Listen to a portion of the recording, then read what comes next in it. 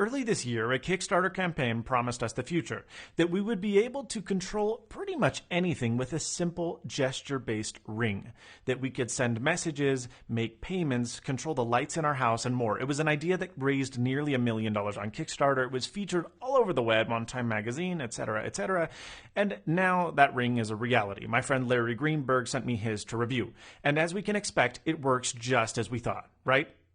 No, it's a piece of shit.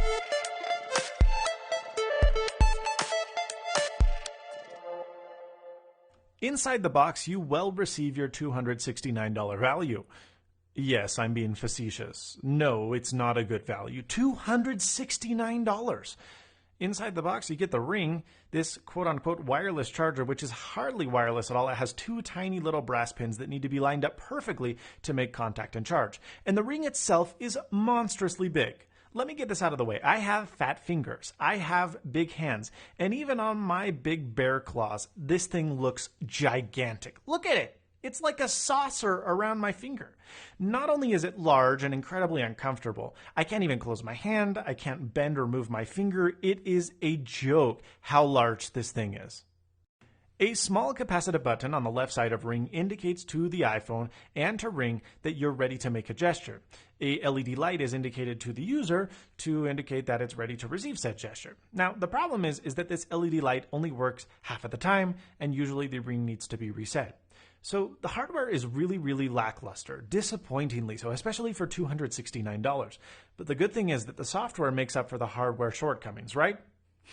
No, not at all. The software is actually even worse than the hardware. It doesn't ever register, the commands that you're doing. The gestures work about 5% of the time. It's incredibly frustrating. It's comically unusable. I've even contacted Ring support to make sure I'm doing it right and that I don't have a defective unit. They've indicated me to that rate of success is pretty normal.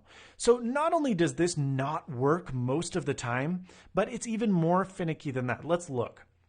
If we get into the software, you can see there's a couple different menus with options, but the main action happens here on the home screen. Not only can you complete your actions from the screen, but you can edit them.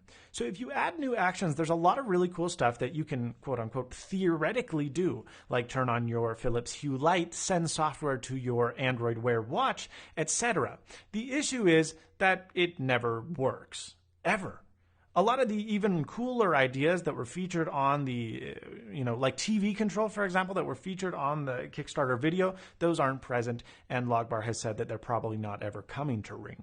So once you get a gesture set up, it's time to execute it. Again, it works probably 5 to 10% of the time. And even when it works, it's very glitchy, like changing a volume on iOS. Here's the funny thing. On iOS, and on, well, you're going to see Android, it doesn't